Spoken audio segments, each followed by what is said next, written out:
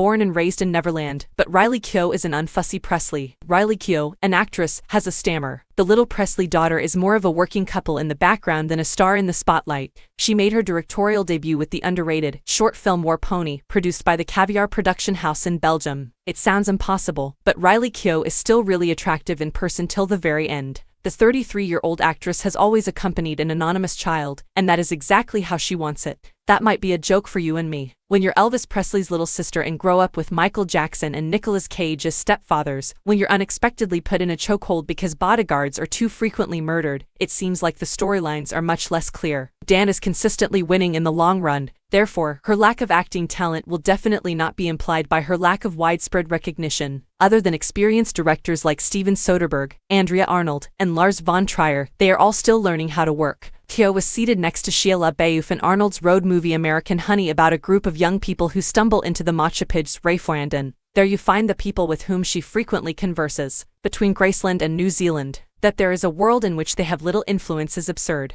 Keough, the daughter of Lisa Marie Presley, who started her career this year, and musician Danny Keough, knew what it was like to speak incessantly as a child. Vader met Motor when he played bass in her band towards the end of the 1980s. Riley was only 7 years old when that unfortunate incident occurred. Immediately after the divorce, only a few days after Michael Jackson was accused of child abuse, her mother began to confide in him. The medieval years were nomadic and privileged, particularly Althans. Keough developed in parts at the King's Graceland, in parts at the King of Pop's property in Neverland, but she also developed in parts with her father. He put his financial future first, and the musician eventually saw him as an underdog. Not that they would have any lingering memories there. Pluric, eccentric, and fun was how she described their time together in The Guardian a few years ago. Later, I'll be just as strong as you, she told him on her 8th. I was unaware of how insignificantly belligerent that was at the time. There was a lot of musical activity around her, but young Riley was already aware that they would perform. Even though she spent a little period playing the piano, the music seemed to her to be something she could quickly pick up on. The early film world lies ahead.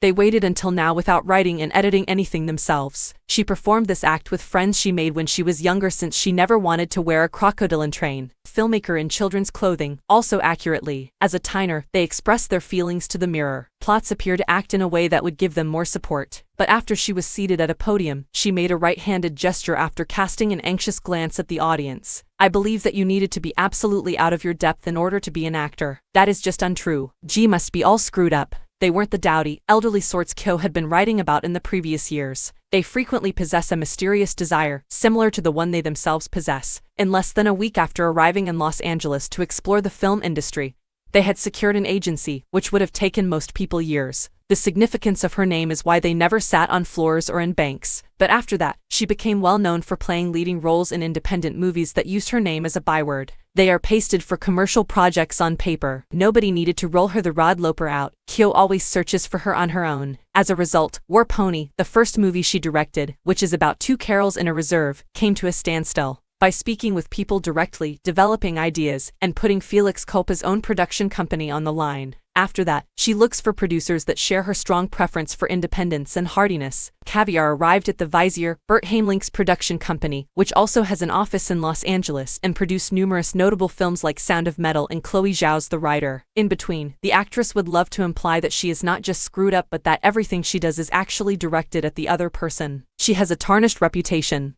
and an Australian stuntman has been her partner ever since she was 25. Her concentration is narrowed by her youthful CV. Excuse the extravagance. There, they have already been seen a lot by her surroundings.